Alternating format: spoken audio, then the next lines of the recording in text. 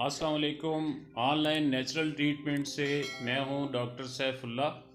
आज हम आपको एक ताकतवर और मज़े की और आसान मर्दाना ताकत का हलवा बनाने का आसान सा तरीका समझाते हैं।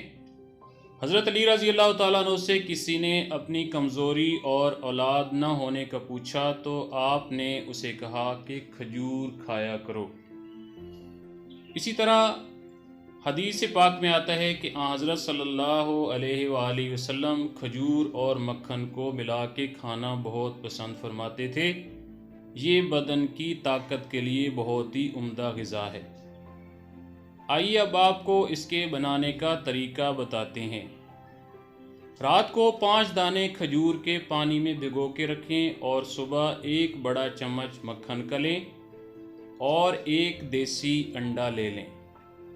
मक्खन को गरम करना है और उसमें खजूर डाल दें। इसको अच्छी तरह से मैश करें और फिर इसमें अंडा डाल के इन चीज़ों को फ्राई कर लें।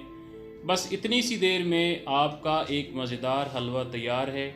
नाश्ते में इसको इस्तेमाल करें, ऊपर से दूध पी लें। ये हलवा जिस्मानी, असाबी और मर्दाना कमज़ोरी में नहायत ही मुफीद है।